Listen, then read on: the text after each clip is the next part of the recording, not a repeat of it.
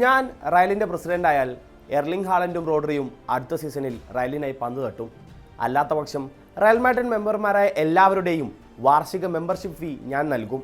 പ്രഖ്യാപനം എൻറിക്കെ റിക്കൽമിയുടേതാണ്. Real Madrid presidential തെരഞ്ഞെടുപ്പിലെ Florentino പെരസിൻ്റെ എതിരാളിയുടേത്. ഇത്തരമൊരു പ്രഖ്യാപനം റയലിൽ നടന്നിട്ട് 1/4 നൂറ്റാണ്ട് പിന്നിടുന്നു. കൃത്യം പറഞ്ഞാൽ 26 വർഷം മുമ്പുള്ള ഒരു ജൂലൈ 12-ന്. അന്നും അത് ഒരു തിരഞ്ഞെടുപ്പ് കാലമാണ്. മുൻ പ്രസിഡന്റായ ലോറൻസോ സാൻസിനെതിരെ മത്സരിക്കുന്നത് ബിസിനസ്സുകാരനും രാഷ്ട്രീയക്കാരനുമായ ഫ്ലോറന്റീനോ പെരസ്. പ്രവചനങ്ങളൊക്കെയും സാൻസിന്റെ തുടർഭരണം ഉറപ്പിച്ചപ്പോൾ ഒരു സർപ്രൈസ് പ്രഖ്യാപനവുമായി പെരസ് എത്തി. ഞാൻ റയലിൻ്റെ പ്രസിഡന്റായാൽ ലൂയിസ് ഫിഗോ റയലിനായി പന്ത് തട്ടും. കേട്ടവരൊക്കെയും ഞെട്ടി. അവരത് കേൾക്കാത്തവരുടെ ചെവിയിലെത്തിച്ചു. ആ ഒരൊറ്റ പ്രഖ്യാപനം അതുവരെ ഉണ്ടായിരുന്ന തിരഞ്ഞെടുപ്പ് സമവാക്യം ആകെ പൊളിച്ചെഴുതി. ഒടുവിൽ അട്ടിമറി എന്നോണം 16,469 വോട്ട് നേടി പെരസ് റയലിൻ്റെ പ്രസിഡന്റായി. തൊട്ടു പിന്നാലെ ഫിഗോ റയലിൽ പറന്നിറങ്ങുകയും ചെയ്തു. വെറുമൊരു പ്രഖ്യാപനത്തിനപ്പുറം ഫിഗോയെ ലോസ് ബ്ലാങ്കോസ് കുപ്പായം ഇടിക്കാനുള്ള നീക്കങ്ങൾ പെരസ് എത്രയോ മുമ്പ് തുടങ്ങിയിരുന്നു. ആ കഥയുടെ ചുരുൾ അഴിഞ്ഞതിൽ പിന്നെ ഫ്ലോറന്റീനോ പെരസ് എന്ന കുറുക്കനെ വെല്ലുവിളിക്കാൻ ഒരാൾ മുതിർന്നില്ല. 2009 മുതൽ ഇങ്ങോട്ട് ഓരോ 4 വർഷം കൂടുമ്പോഴും റയലിൽ പ്രസിഡന്റ് ഇലക്ഷൻ നടന്നു. എതിരാളികൾ ആരുമില്ലാതെ പെരസ് തന്നെ ആ സ്ഥാനത്ത് തുടർന്നു പോന്നു. ഒടുവിൽ റയൽ മാഡ്രിഡിന്റെ മേലാകാശത്ത് വട്ടമിട്ട് പറന്ന ഫ്ലോറന്റീനോ പെരസ് എന്ന കഴുകിനെ താഴെയിറക്കാൻ ഒരാൾ വന്നു. പെരസിന്റെ തന്നെ ആയുധമായ ബിഗ് സൈനിങ് പ്രഖ്യാപനങ്ങളുമായി എൻറിക്കെ റിക്കൽമി എന്ന 37-കാരൻ. പക്ഷേ റിക്കൽമിയുടെ പ്രഖ്യാപനങ്ങളിൽ ചെറിയൊരു പ്രശ്നമുണ്ട്. എർലിംഗ് ഹാലൻഡിനെ കുറിച്ചുള്ള പ്രഖ്യാപനം വന്നപാടെ താരത്തിന്റെ പിതാവ് ആൽഫി ഹാലൻഡും ഏജന്റായ റഫേലെ പിമെന്റയും അത് നിരസിച്ചു. ഇത്തരം വാർത്തകൾ കേട്ടിരിക്കാൻ രസകരമാണെങ്കിലും അതിൽ വസ്തുതകൾ ഒന്നുമില്ലെന്നും റയലിൽ നടക്കുന്ന തെരഞ്ഞെടുപ്പിലെ 2 സ്ഥാനാർത്ഥികൾക്കും വിജയാശംസകൾ നേരുന്നുവെന്നും ഹാലൻഡിന്റെ അടുത്ത വൃത്തങ്ങൾ അറിയിച്ചു. പെരസിന് നേരെ താൻ വീശിയ വാൾ സ്വന്തം ശരീരത്തിൽ മുറിവേൽപ്പിച്ച പോലെയാണ് റിക്വൽമിക്ക്. തന്റെ പ്രഖ്യാപനവും അതിന് പിന്നാലെ വന്ന മറുപടികളും തെരഞ്ഞെടുപ്പിൽ തനിക്ക് തന്നെ വിനയാകുമെന്നാണ് റിക്വൽമി കരുതുന്നത്. സ്ഥാനാർത്ഥിത്വം അംഗീകരിക്കപ്പെട്ടതിന് പിന്നാലെ 2 വലിയ പ്രഖ്യാപനങ്ങളായിരുന്നു റിക്വൽമി നടത്തിയത്. 1, 2 സൂപ്പർ സ്റ്റാർ സൈനിങ്ങുകൾ. 2, അൽവാരോ അർബലോക്ക് പകരം പുതിയൊരു പരിശീലകൻ.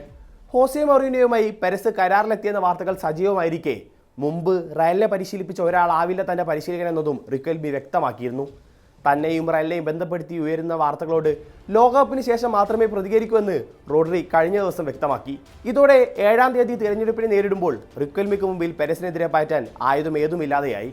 അപ്പുറത്ത് പെരസിന്റെ ക്യാമ്പിൽ കാര്യങ്ങളൊക്കെ പോസിറ്റീവാണ്. പുതിയ പരിശീലകനെയും താരങ്ങളെയും ഒക്കെ ഷോർട്ട് ലിസ്റ്റ് ചെയ്യുന്ന തിരക്കിലാണവർ. 100% വിജയമുറപ്പിച്ച് തന്നെയാണ് പെരസ് 2029 വരെയുള്ള തൻ്റെ കാലയളവിനിടെ വീണ്ടും ഒരു തിരഞ്ഞെടുപ്പിന് സമ്മതം മൂളിയത്. ബോർഡ് മെമ്പർമാർക്ക് തന്നിൽ ഇപ്പോഴും വിശ്വാസമുണ്ടെന്ന് ലോകത്തിന് മുന്നിൽ തെളിയിക്കാനുള്ള ഒരു അവസരമായാണ് പെരസ് ഈ ഇലക്ഷനെ നോക്കിക്കാണുന്നത്. സീസൺ അവസാനത്തോടെ ടീം വിട്ട ഡാനി കാർവഹാൽ, ഡേവിഡ് അലാബ എന്നിവർക്ക് പകരം ഇന്റർ മിലാന്റെ ഡച്ച് താരം ഡെൻസൽ ഡംഫ്രീസ്, ലിവർപൂൾ വിട്ട ഫ്രഞ്ച് താരം ഇബ്രാഹിമ കൊനാട്ടെ എന്നിവരുമായി പെരസ് ഏതാണ്ട് കരാറിലെത്തിയിട്ടുമുണ്ട്. മിഡ്ഫീൽഡിലും മികച്ച താരങ്ങളെ എത്തിക്കാൻ അണിയറയിൽ നീക്കങ്ങൾ സജീവമാകുന്നുണ്ട് താനും.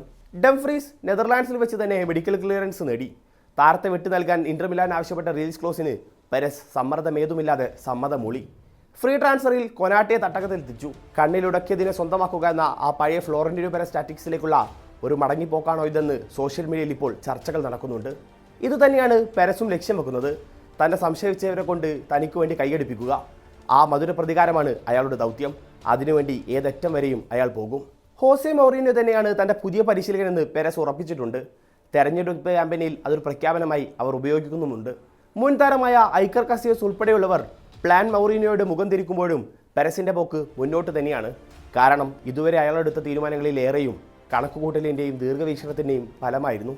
പ്രോപ്പർ പ്ലാനിങ്ങിനൊടുവിൽ മാത്രം നടപ്പിലാക്കാറുള്ള പ്രോപ്പർ എക്സിക്യൂഷൻ. തന്നെയും തൻ്റെ തീരുമാനങ്ങളെയും വിശ്വസിക്കുന്നവർ ഇന്നും റയലിലുണ്ടെന്ന ധൈര്യത്തിലാണ് പെരസ് ഇക്കുറി തിരഞ്ഞെടുപ്പിനെ അഭിമുഖീകരിക്കുന്നത്. 1.5 പതിറ്റാണ്ടിന് ശേഷം ആദ്യമായി ഒരു എതിരാളിക്കെതിരെ. അടുത്ത 72 മണിക്കൂറാണ് റയലിൻ്റെ വരാനിരിക്കുന്ന 4 വർഷത്തെ ഭാവി തീരുമാനിക്കുക. 1 ലക്ഷത്തോളം വരുന്ന റയൽ മാഡ്രിഡ് സോഷ്യോസ് അഥവാ മെമ്പർമാരിൽ ഏതാണ്ട് 70,000 പേരാണ് ഇക്കുറി വോട്ട് രേഖപ്പെടുത്താൻ ഒരുങ്ങുന്നത്. നിരായുധനായി നിൽക്കുന്ന റിക്വൽമിക്ക് ഇനി എന്തെങ്കിലും സാധ്യതയുണ്ടോ? അതോ മുമ്പത്തെ 7 തിരഞ്ഞെടുപ്പിലെയും പോലെ പെരസ് അജയ്യനായി വായുമോ? വോട്ട് രേഖപ്പെടുത്താൻ നിങ്ങൾക്കൊരു അവസരമുണ്ടെങ്കിൽ ഇരുവർക്കുമിടയിൽ നിങ്ങൾ ആരെ തിരഞ്ഞെടുത്തേനെ? അഭിപ്രായങ്ങൾ രേഖപ്പെടുത്തുക.